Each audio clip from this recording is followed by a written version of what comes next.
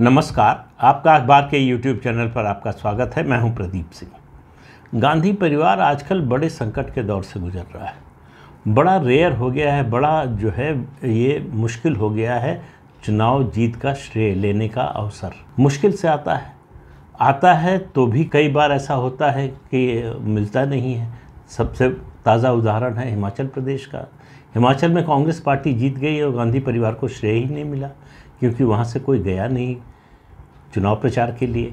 तो अब बेचैनी है कि जल्दी से जल्दी कैसे किसी चुनाव की जीत का श्रेय मिले।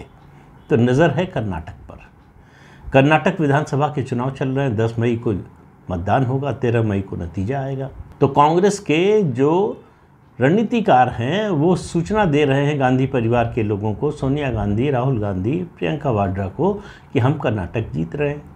तो जीत रहे हैं तो श्रेय मिलना चाहिए। तो इसलिए राहुल गांधी और प्रियंका वाड्रा की रैली थोड़ी बढ़ गई है। और सुना है कि 6 तारीख को यानी कल सोनिया गांधी भी जाने वाली है। सोनिया गांधी पिछले कई सालों से, बल्कि कहें कि 2019 के लोकसभा चुनाव के पहले से ही चुनाव प्रचार लगभग बंद कर चुकी है। वो चुनाव प्रचार में कहीं जाती नहीं है, लेकिन इस चुनाव में जा रही क्योंकि बड़ा ये रेयर ऑकेजन है गांधी परिवार के लिए। अब ये एक रेयरिटी हो गई है कि चुनाव में जीत का श्रेय मिले उनको। आपको याद होगा 2017 गुजरात में ऐसा ही लगा था कांग्रेस पार्टी को कि कांग्रेस गुजरात विधानसभा का चुनाव जीत रही है। तो चुनाव नतीजे आने से कुछ दिन पहले राहुल गांधी को राष्ट्रीय अध्यक्ष बना दिया गया था कि अध्यक्ष के रूप में मतलब पहला तोहफा होगा। वैसा हुआ नहीं। अब भी यही हो रहा है कि कांग्रेस पार्टी के रणनीतिकार, अब देखिए किस तरह के रणनीतिकार हैं जो पार्टी को डुबोने में लगे हुए हैं, जिनको ज़मीनी हकीकत की कोई जानकारी नहीं है। ये जो बजरंग दल पर बैन लगाने का आइडिया जो है वो राहुल गांधी की जो कोटरी है उसका है। उसका नतीजा कर्नाटक की कांग्रेस भुगत रही है। कांग्रेस, मैंने शुरू में एक वीडियो बनाया था, आपसे कहा था कि कर्नाटक विधानसभा का चुनाव ये खरगोश और कछुए की दौड़ है। और इसमें खरगोश है कांग्रेस पार्टी और कछुआ है भारतीय जनता पार्टी। तो जब चुनाव शुरू हुआ, चुनाव की घोषणा हुई, उससे पहले और चुनाव की घोषणा के बाद भी, और बल्कि टिकट बंटवारे तक ऐसा लग रहा था कि कांग्रेस पार्टी बीजेपी से बहुत आगे है। ये फासला लगातार घटने लगा क्योंकि कांग्रेस पार्टी आराम से बैठ गई मतलब मेरा मानना है कि कांग्रेस पार्टी का जो इलेक्शन कैंपेन था वो पीक कर गया टिकट बंटवारे के साथ ही। टिकट बंटवारे के समय जो बीजेपी से छोड़कर कई लोग गए, उनमें से 2 महत्वपूर्ण नेता, उनके पूर्व मुख्यमंत्री जगदीश शेट्टार और लक्ष्मण सवदी जो डिप्टी सीएम रहे, उनका आना कांग्रेस पार्टी में, इसको कांग्रेस ने इतना हाइप किया जैसे चुनाव जीत गई हो कांग्रेस पार्टी। और उसका नतीजा ये हुआ कि कांग्रेस पार्टी का जो चुनाव प्रचार है उसमें कोई नई बात रह ही नहीं गई, कोई नया नैरेटिव, कोई नया नारा। वही 40% की सरकार, मिस गवर्नेंस, सरकार की परफॉर्मेंस अच्छी नहीं, महंगाई है, बेरोज़गारी है, ये ऐसे मुद्दे हैं ज़्यादातर जिनको किसी भी चुनाव में किसी भी राज्य में बोला जा सकता है। हर चुनाव में हर राज्य में बोला जा सकता है कि महंगाई है, बेरोज़गारी है, वो देश में है, इससे कोई इनकार नहीं कर सकता है। लेकिन क्या लोग सिर्फ इसके आधार पर वोट देते हैं? नहीं देते हैं। ये चुनाव दर चुनाव साबित होता रहा है। लोग मानते हैं कि उनकी परेशानी है महंगाई की वजह से, बेरोज़गारी की वजह से, लेकिन लोग ये भी रियलाइज़ करते हैं कि ये महंगाई और बेरोज़गारी क्यों है और क्यों इसके साथ जीना है। तो इसलिए जो है चुनाव का नतीजा जो आता है, चुनाव का जो फैसला मतदाता करते हैं वो दूसरे मुद्दों पर करते हैं। भविष्य की रणनीति देखते हैं, पार्टी की नीयत देखते हैं, पार्टी की नीतियाँ देखते हैं, कर रही पहले से बेहतर किया है कि ख़राब किया है, स्थिति हमारा जीवन स्तर पहले से कुछ सुधरा है या ख़राब हुआ है। तो जो सरकार की नीतियां हैं, अब इसमें मुश्किल ये हो जाती है, कांग्रेस पार्टी के लिए मुश्किल ये है कि केंद्र की जो नीतियां हैं, केंद्र के जो कार्यक्रम हैं, वो चाहे प्रधानमंत्री आवास योजना हो, आयुष्मान योजना हो, या फिर जो है रसोई गैस की योजना हो, शौचालय की हो, ये सारी योजनाओं से लोगों के जीवन पर असर पड़ा है। और ये बीजेपी की सरकार कर रही है। ये लोग बहुत ज़्यादा फ़र्क नहीं करते कि ये राज्य सरकार ने किया है या केंद्र सरकार ने किया है। तो इसलिए मोदी का जो है प्रभाव ज़्यादा है, इसमें कोई शक नहीं है। मोदी का प्रभाव लोकसभा में और ज़्यादा हो जाता है, इसमें भी कोई शक नहीं है। लेकिन इसका फ़ायदा भारतीय जनता पार्टी की कर्नाटक इकाई को या किसी भी राज्य इकाई को नहीं मिलेगा, ये मानना जो है गलती होगी। वो गलती कांग्रेस पार्टी कर रही है। उसको लग रहा है कि ये तो केंद्र की नीतियां हैं, इस पर राज्य सरकार को वोट क्यों मिलेगा। लोगों को फ़र्क इससे नहीं पड़ता कि किस सरकार की योजना है, उनको फ़र्क इससे पड़ता है कि उनके जीवन स्तर में परिवर्तन आ रहा है या नहीं, वो पहले से बेहतर हो रहा है, ख़राब हो रहा है। अब आप देखिए, कांग्रेस पार्टी जीत की उम्मीद कर रही है, तो सोनिया गांधी भी 6 तारीख को जाने वाली हैं, ऐसी चर्चा है। श्रेय लेना है, अगर गए ही नहीं तो श्रेय कैसे मिलेगा। हिमाचल में चूक गए थे, कर्नाटक में नहीं चूकना है। तो और दूसरे, राहुल गांधी की भारत जोड़ो यात्रा तो सब लोग भूल ही गए हैं। तो कर्नाटक जीत गए तो भारत जोड़ो यात्रा को फिर से याद दिलाना है कि जीत तो उसी की वजह से मिली है, और तो कोई कारण ही नहीं है। जीतने का सबसे बड़ा कारण है राहुल गांधी की भारत जोड़ो यात्रा, तो उसका भी इंतज़ार हो रहा है।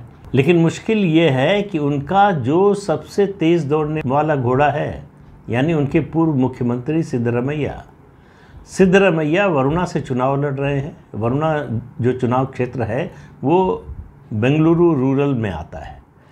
आप बेंगलुरु एयरपोर्ट से चले, अगर आप उससे थोड़ा सा आगे चले तो एक ग्रामीण इलाका आता है, वही है। ये 2008 में कॉन्स्टिट्यूंसी बनी थी, तब से सिद्धरमैया परिवार के पास है। 2 बार सिद्धरमैया जीते हैं, एक बार पिछली बार उनके बेटे जीते थे, और इस बार उन्होंने बेटे की जगह खुद चुनाव लड़ने का फैसला किया। अब ये इलाका ओल्ड मैसूरू इलाके में आता है, जहाँ जो जेडीएस के प्रभाव वाला है। सिद्धरमैया की जो रणनीति है, उनकी जो राजनीति है, वो अहिंदा की राजनीति है।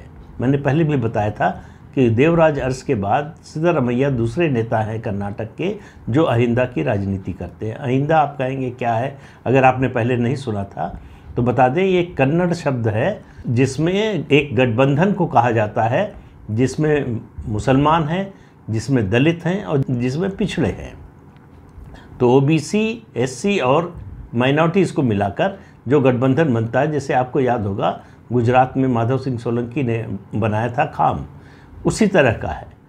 लेकिन मुश्किल ये है कि इस चुनाव क्षेत्र में 40% मतदाता लिंगायत हैं, जो बीजेपी के ट्रेडिशनल वोटर हैं, और बीजेपी ने अपने वरिष्ठ नेता और वर्तमान मंत्री वी सोमन्ना को यहाँ से उतारा है। वी सोमन्ना यहाँ से सिद्धरमैया के खिलाफ चुनाव लड़ रहे हैं, इसलिए उनकी मुश्किल और बढ़ गई है। लेकिन केवल उन्हीं की वजह से नहीं बढ़ी है, 2 और कारण हो गए। पहला कारण ये हुआ है कि जेडीएस ने बीजेपी छोड़कर गए बी शंकर को चुनाव मैदान में उतारा है अपने टिकट पर। बी शंकर दलित समाज से आते हैं, और वहाँ विभाजन जो है लेफ्ट एससी और राइट एससी का है। राइट एससी जो है वो कांग्रेस के ट्रेडिशनल कोर वोटर माने जाते हैं, और बी शंकर इसी समुदाय से आते हैं, इसी समाज से आते हैं जिसको राइट एससी कहा जाता है। इतना ही रहता तो गनीमत थी। बहुजन समाज पार्टी ने अपने प्रदेश अध्यक्ष को भी यहाँ से चुनाव मैदान में उतार दिया है, वो भी राइट एससी में आते हैं। इसलिए सिद्धरमैया के लिए सीट बड़ी मुश्किल हो गई। जो उनको लग रहा था कि वॉकओवर होगा, यहाँ पर बड़े आराम से जीत जाएंगे। कई दिनों से सिद्धरमैया अपने चुनाव क्षेत्र से बाहर नहीं निकल पा रहे हैं, तो इसलिए वो पूरी तरह से चुनाव पूरे प्रदेश में लड़ाने की बजाय अपने ही चुनाव में फंसकर रह गए हैं।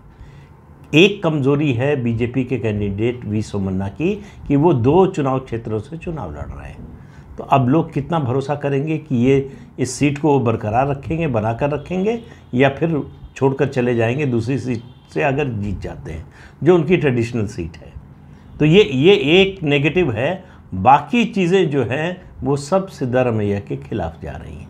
तो वो चुनाव जीतेंगे तो कैसे जीतेंगे, उसके लिए उनको बड़ी मेहनत करनी पड़ेगी, गांव-गांव, घर-घर जाना पड़ेगा। वही काम करने की कोशिश कर रहे हैं। उनकी पत्नी लगी हुई है, उनका बेटा लगा हुआ है, दोनों लगे हुए हैं। वी सोमन्ना जो है इस ज़िले के जो है एक इंचार्ज थे मंत्री रहते हुए, तो इसलिए इस ज़िले से और इस चुनाव क्षेत्र से उनका परिचय पहले से है। तो कुल मिलाकर कर्नाटक में स्थिति ये बन रही है कि कांग्रेस पार्टी लगातार पीछे जा रही है, और पीछे जाने की जो गति थी वो जो थोड़ी धीमी थी उसको तेज कर दिया है कांग्रेस पार्टी के मैनिफेस्टो ने।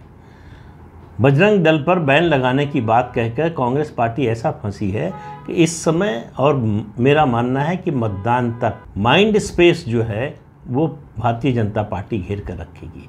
जिस आक्रामक तरीके से बजरंग दल पर प्रतिबंध का विरोध किया है, ख़ास तौर से विरोध इसलिए भी हो रहा है कि बजरंग दल की तुलना की गई है पीएफआई से, और ये बातें निकल कर आ रही हैं कि कांग्रेस के नेताओं ने पीएफआई की जो पॉलिटिकल विंग है एसडीपीआई, उससे अनुरोध किया है कि वो अपने कैंडिडेट कम उतारें, और कम उतारे उन्होंने।